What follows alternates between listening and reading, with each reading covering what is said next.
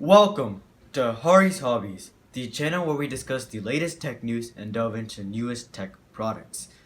Today, we're taking a look at why Intel's new 8-core CPU is actually really pitiful at fighting against Ryzen.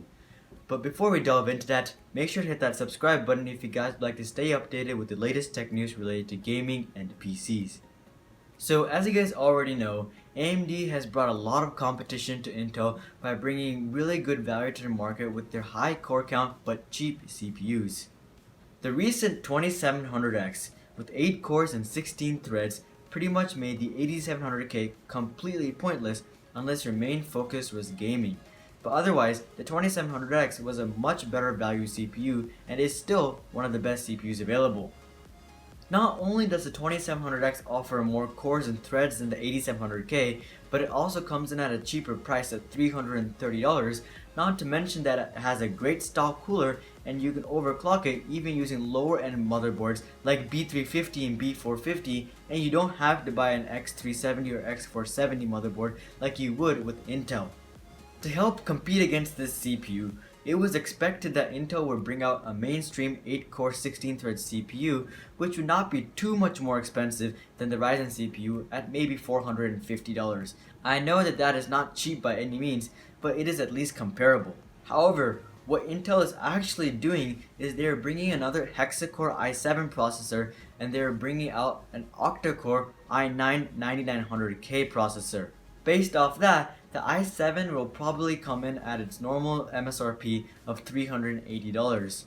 The i9, however, will not just be $70 over $380 at $450, because that just doesn't make sense for 2 extra cores and 4 extra threads. So as for the i9 9900K, we are probably looking at $500 or even $550. The i7 7820X actually costs $600 at MSRP, and it is an octa-core processor from Intel. So honestly, it could even cost $600. And on top of that, you would have to spend at least $150 to get a good motherboard, and a good stock cooler would cost you $30 if you want to be able to actually overclock your new CPU. So in the end, the whole Intel octa-core processor package will cost you at least $700. The AMD octa-core processor package would cost you only $450 because the CPU and a good stock cooler are included with the $330, and a good B350 or B450 motherboard can be found for $120. So a solid $450 right there. The i9 9900K will most likely have higher clock speeds than the 2700X, and it will be able to reach around 4.8 GHz, based on how Intel processors have performed in the past. But at the same time, the i9 9900K package costs $250 over the Ryzen package, and so it really makes no sense to spend over $200 just for 500 MHz.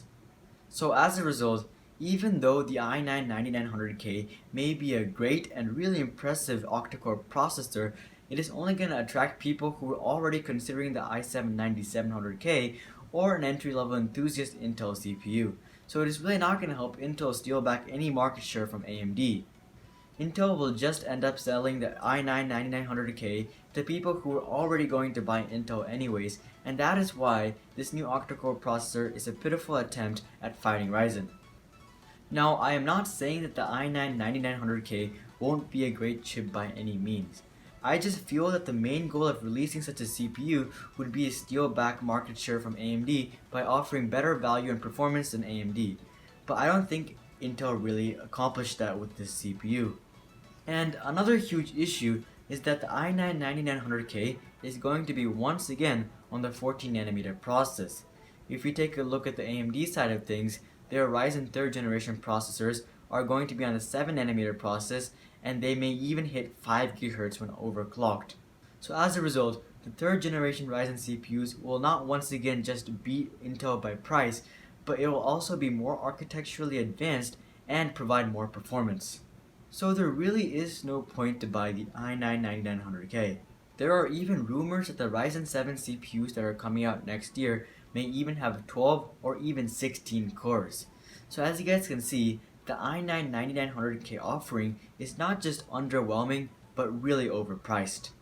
When it comes out, the i9 9900K will most likely be the best mainstream CPU available, but once again, it is really overpriced and way too expensive. And on top of that, in just a couple of months, it will be completely obliterated by Ryzen 3rd generation.